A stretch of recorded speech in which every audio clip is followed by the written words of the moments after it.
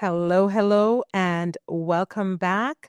I am Andrea Bailey Brown, and this is the Franchise Millionaire Show. And I'm so excited to have you here listening in. And it's been my pleasure to know that the words that I have and the knowledge of franchising, it is helping other people to also become franchise millionaires. And that's why I do this show, because I feel that with knowledge, we can have so much power, and with information, we can avoid the excuses, and then we can build the business and the legacy of our dreams. So let's get started into today's episode.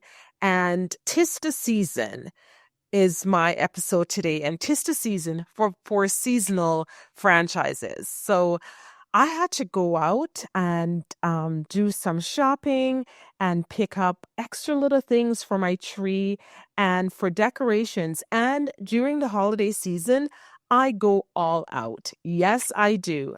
And I'm not ashamed to say I am one of those people. I love the holiday season. I put up an average of like 3 to 4 main Christmas trees, and then I have little smaller ones throughout the house in different sectors, different parts. So I love this time of the year, and I know it's going to only last a certain time, and it's not here for a long time. So that's why I love it. I go all in. I would decorate from the stairs to the every door has a wreath on it. Decorate the bathroom, the living room, the family room. I mean, did I say I go all out? I know. And the thing about it is why I go all out, because I know in a few weeks it's going to all be over and all the decorations will be down and it will be back to normal. So that is the same thing why I wanted to really talk about, are there businesses and are there franchise businesses where it's only for a season, where it only lasts for a certain period of time, and you go all in, you make your money, and then that's it. You are done for the year after maybe 4 months or 4 to 6 months or less, and that is it. So, yes, seasonal franchises also exist, and that is what I wanted to talk to you about today. So, there's a few definitions here I'm going to start off with. And the definition of seasonal industry is an industry where activity happens within an economic sector in which the majority of the operations take place during only part of the year, a period of half a year or less. So that is the actual definition of seasonal franchises. So of a seasonal business, I should say. Seasonal franchises, basically, again, they're businesses that are designed to operate during a particular period of time, and they may appeal to certain entrepreneurs and certain people that want to only work a certain time of the year. And I know as well, for seasonal businesses, we see them all the time. They pop up, they come, and then they're gone, right? And you often think, wow, that's cool. And how are they doing that? And we can already think about certain industries, and especially if you live in a geographic region where you have the 4 seasons, where it's very, very the seasonality, you can really feel it. Like I live in Alberta, Canada, and yes, we do have the 4 season. When spring is here, it's fun, right? And then we'll have summer. It gets really hot to a point where I have to turn on my AC, and sometimes you just cannot sleep. But I'm happy I have AC, so I sleep very well, thank you. So there's also then there comes a fall weather, the leaves change, and it's just absolutely beautiful. I love that time of year too. And then of course we get the winter where we go from one extreme with having like plus 30 in the summer, and then we go to minus 30. Like it is really, really extreme. So when you're living in an area, in a region where you can really feel the seasonality, that is another way where you can sort of understand and lean in a little bit more into the world of seasonal franchises or seasonal businesses. So let us sort of let's get started with what are some of the industries where you may see this sort of seasonality? I see it, for example, in businesses where, for example, ice cream. There's this ice cream store in our neighborhood, and it pops up every year. And they have like, it's called 80 flavors, and I really love it. And it's outdoor. They pop up by churches and certain parks, and they're there for about that 4 months. The lineups are really long, and then they just disappear, right? So we know about the ice cream business. So where I live, very, very seasonal. Another thing is that the lawn services, those can be very seasonal as well, because we know the snow will be coming, or it's just no longer needed after a certain period of time, right? If you have there are ski resorts, there are places like those again, which extremely seasonal because you need the snow to make it happen, right? So that's an example of some of the industries that will have seasonal franchises. So the question that comes up is, what are some of the industries, not industries, but what are some of the advantages of having a seasonal business? Because sometimes there's some people who, there are certain dreams that they have where they only want to work part of the year, and then they want to go off and relax and enjoy for then another half of the year. So that is a reality. And if that is your dream, I would say lean into it. Like, it is okay to have those dreams that you want to live your life in a certain way. And if that's for you, go for it. No matter what anyone else is saying, find a way to make that happen specifically for you. So some of the advantages are you get to operate during peak times during your industry, during your business, and that you could also earn a large amount of money, or a large amount of revenue in a short period of time. And because there's such a surge in demand for what you are offering, that's why you will have high sales and also can have high profit during that time. So that's one of the great advantage of having a seasonal business. Another advantage is there is self-marketing that is involved in it. That's sort of like built-in marketing. And what do I mean by that? Basically, customers are already looking for that service. So sometimes they're going to come looking for you because if you're thinking, for example, sometimes you see Halloween places pop up, the Christmas stores will pop up, or even some of the big box stores, they somehow create a seasonal section during that peak time of the year. So for entrepreneurs, people are looking for you. They're going to say, hey, I need lawn services to be done. I need my snow to be removed. I need that Halloween costume. And they're searching, they're coming for you. So there's definitely some built-in marketing there. The next thing is so another advantage of this for seasonal businesses and seasonal franchise is that, and there is also staffing, right? So because people know that they're only working in a short period of time, you're more likely to find people, because sometimes they can commit to 3 months of the year, 4 months, but maybe not a full year. So you may be able to find short-term people that will just want to work. And also sometimes summer students. Students are out for the summer and they're looking for just a summer job.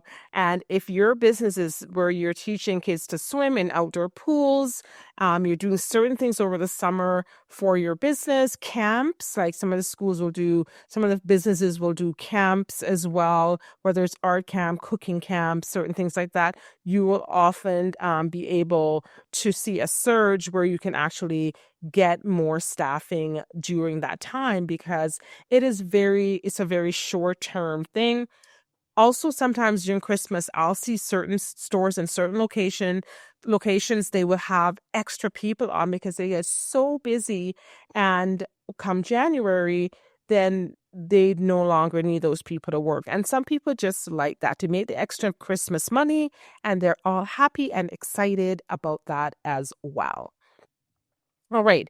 Another thing is, another advantage is that it's a lifestyle choice. And some people, they are doing it because of the lifestyle that the seasonal businesses will offer them. They are not committed to something for an entire year where it's built in. It's year round. They have to pay their leases and mortgages all the time. They prefer the seasonality of their business. So the lifestyle choice is that some people want to have winter overseas in the Caribbean, in Jamaica, Aruba, Hawaii. They actually really want to do that, and they only want to work a certain part of the year so that then when the winter comes along, they can escape from it if their business is only run a particular time. They also like the fact that they can supplement their earnings, and it's just they're doing it in a way that suits them for a period of time where they go all in and then they take that break. Isn't that exciting? I would say that is very, very exciting. And you're living your life and doing your business in a way that suits you and a way that really, really works for you. So that is the great part about having a seasonal business. And I would have to say, not everyone really wants to operate a business that goes the entire time, that goes the full year. So maybe something for you, you're like, can I run a business seasonally? And then you may have other businesses that you're doing as well, that you're investing in.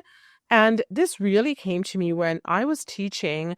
I was a full-time teacher teaching junior high sometimes, and I taught elementary as well. And I remember when you get that full-time contract, people really love it. Very exciting to have that. And it's built in, you know exactly what you're teaching. You know your classroom, your list of students that you get attached to those students, you know them really well. But of course, we always had substitute teachers, and the substitute teachers would come in. And sometimes they will get a longer term contract if someone, for example, is going off on maternity leave, if a teacher is sick and needed long term leave. So I remember one of the schools I was at, an opportunity came up where you could actually work. They were going to hire a substitute teacher that was really familiar with the students. And this teacher would come to our school really often. And the principal decided to offer her the full-time, the long-term contract to be there.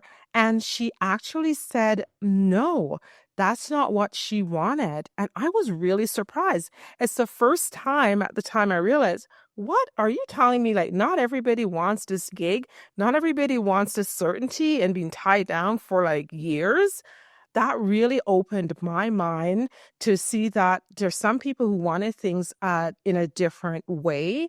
And what she basically said, why she said no to it was, number one, she did not want to be committed to always have to attend staff meetings and do school supervisions and marking papers, doing report cards. She was like, I don't want any of that all the time.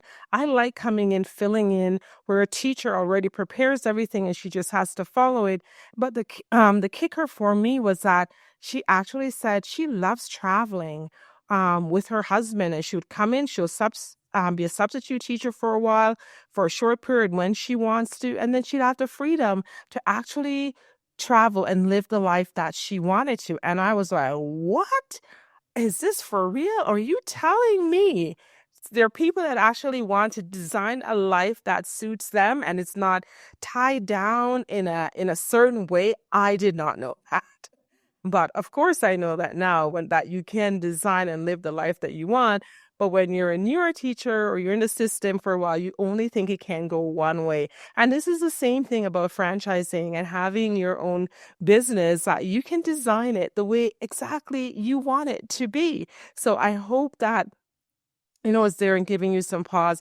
Another thing is that some people have those, summer business, like they have these outdoor parks and trampoline parks and things that are really just done outside and is for a period of time. Festivals as well is another big one. There's some people who make their money by going to where the festivals are. They may have a food business. I know a brand, someone that was looking at franchising their concept where they have basically are selling fries and they go crazy at these like within 10 days at some of these festivals and outdoor parks and things that they have in the summer. The money that they were taking in was unbelievable, but they know it only lasts a certain time with the revenue. And also, if you're in a seasonal business, you have to make sure that you're really good at managing your funds, and so that next year when you're ready to go again, you have some money that has been set aside. So that brings me now to what are some of the cons of having a seasonal business. So you kind of need to know the pros and cons to decide if this is for you and if this is something you actually would like to consider. So, number one is that there's no money in the off season. When you're, in the off season, there's nothing coming in. It's a short period of time. So you have to be really concentrated, make sure you're going all in to make as much money as you want. So when times are good, you've just got to make sure that you're taking full advantage of the really good times as well. Another con is that the biggest thing is that if you have a bad season, due to weather. So let's say that person who's building their business around festivals and they only operate in the summer and it's a rainy summer and, a lot of people are just not attending because we know for outdoor events, that's the thing where it gets a little tricky is that weather and bad weather for a period of time can affect income really, really strongly. So, and you have a rainy season, or I've seen also in wintry places, with the climate and all of climate change is happening these days. Sometimes a place that's supposed to have a lot of snow, there's just no snow happening for weeks and months. And if your business is like a ski resort, you're teaching people to do snowmobiling and all you need the snow and you can't just manufacture it, then it's going to definitely affect you. So those are some of the key things when you are looking at a seasonal, some of the downsides of having a seasonal business that one bad season can really, really affect your income and you have to hope that the next few months or so that you can recoup from it. So when you're looking at a franchise, factor in where you actually live, factor in, the seasonality of your business and the region that you are going to be operating in. If you live in California, or it may not, the seasonality will look different. So the seasonal business is different from seasonality in business. So seasonality in business is like every business have their cycle. So even as in an automotive business, we do see seasonality as well. In terms of, we know in the summer months, our sales will spike a lot more because basically because more people are traveling, they are on the road, they're going to see families, they're doing long road trips, they're doing discovery.